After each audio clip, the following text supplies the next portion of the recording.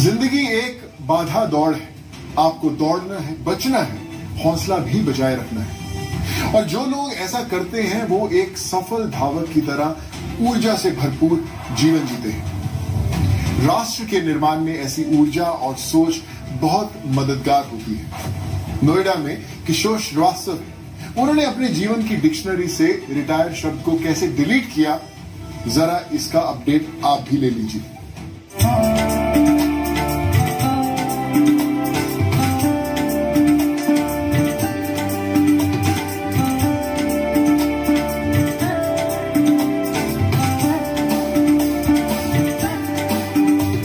हिंदी दिवस पर हिंदी की बात सब करेंगे, लेकिन क्या रोजाना हम हिंदी के बारे में सोचते हैं?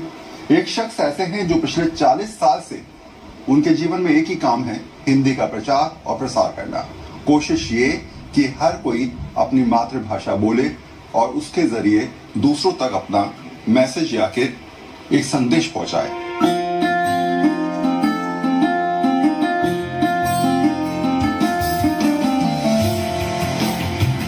हिंदी को जरूरत और जिद मान लेने वाले शख्स हैं किशोर श्रीवास्तव। जीना सिर्फ हिंदी के लिए, इस सोच के साथ 4 दशक बिता चुके हैं। नौकरी के साथ शुरू की हिंदी की सेवा रिटायरमेंट के बाद भी जारी है। हिंदी से प्रेम किया, लेकिन दूसरी भाषाओं की आलोचना नहीं की। इस प्रेम की झलक उनके घर में मौजूद पोस्टर से समझ आती है, जिसमें किशोर ने मन के भाव किए हैं। पोस्टर के साथ किशोर कविताएं भी लिखते रहे हैं। इसमें भी खास बात यह है कि उन्होंने हिंदी या भाषा शब्द का प्रयोग जरूर किया।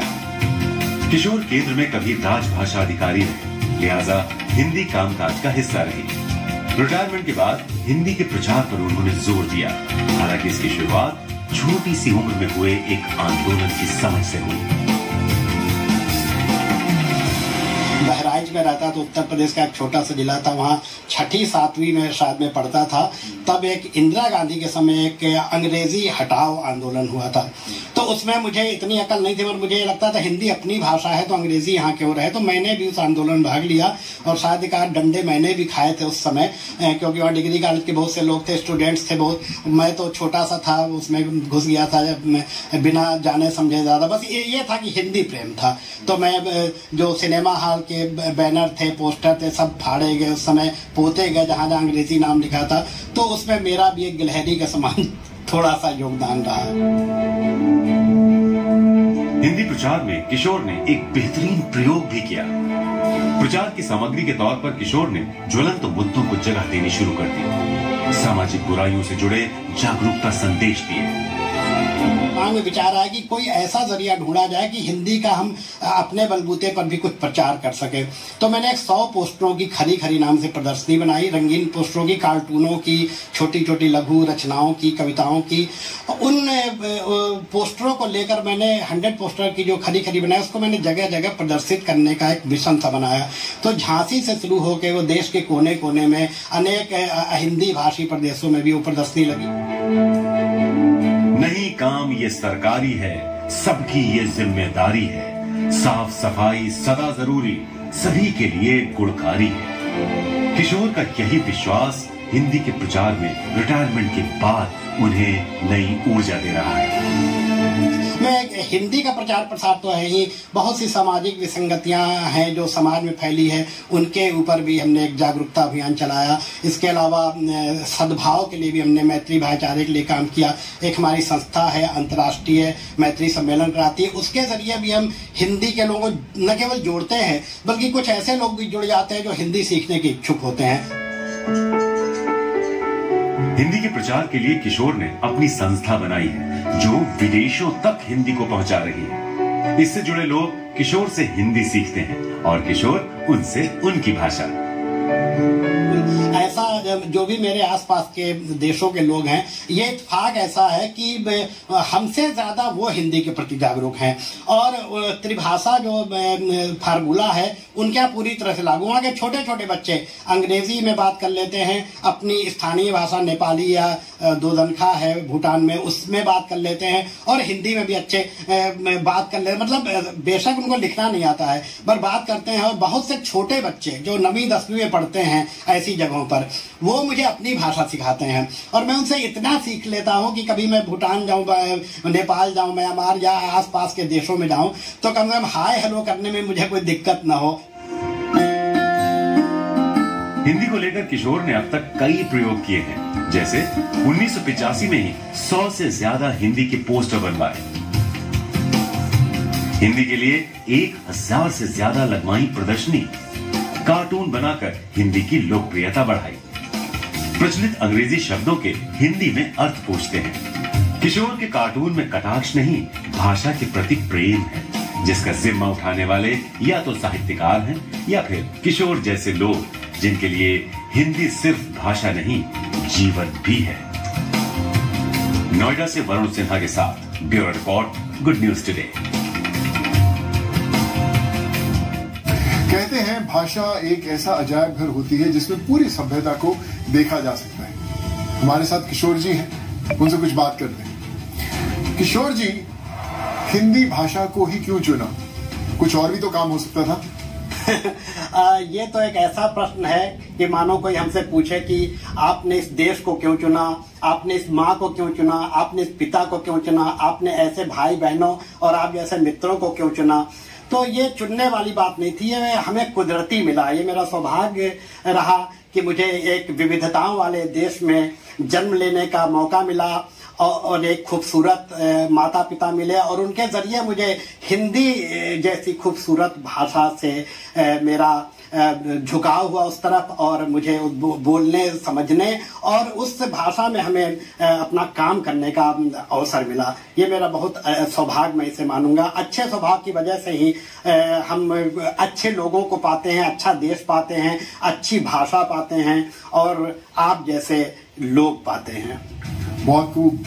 किशोर जी, रिटायर होना एक सोच है जिसे खत्म किया जा सकता है या फिर सच में एक समय के बाद काम नहीं हो पाता है। आपका क्या ख्याल है इसके बारे में? मैं ऐसा नहीं मानता हूँ।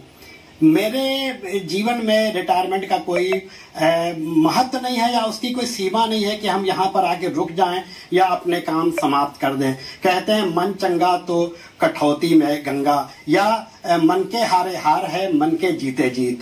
तो जीवन को कभी भी रिटायर नहीं होने देना चाहिए। मुझे लगता है कि जब तक हाथ पैरों में जान है, जब तक हमारा दिमाग चल रहा है, हमें कुछ ना कुछ करते रहना चाहिए और ये सोच कभी मन में पालनी नहीं चाहिए कि हम अब अक्षम हो गए या अब हमें खटिया पे पड़े रहना है या अब हम किसी काम के नहीं रहे। या बहुत से लोग ये भी कहते हैं कि बूढ़े हो गए और राम नाम की माला जपो, कब्र में पैर लटकाए पड़े हो तो ज्यादा मस्ती मत करो। मैं इन सबको नहीं मानता। मैं एक मस्त जीवन को हमेशा जीना चाहता हूँ और सबसे चाहता भी हूँ कि हर व्यक्ति जब तक उसकी सांस है, जब तक उसकी बाजुओं में दम है, हाथ पैर सही सलामत है, उसको हमेशा मस्ती भरा जीवन जीते रहना चाहिए और कुछ न कुछ निरंतर करते हुए सदा सक्रिय जरूर रहना चाहिए।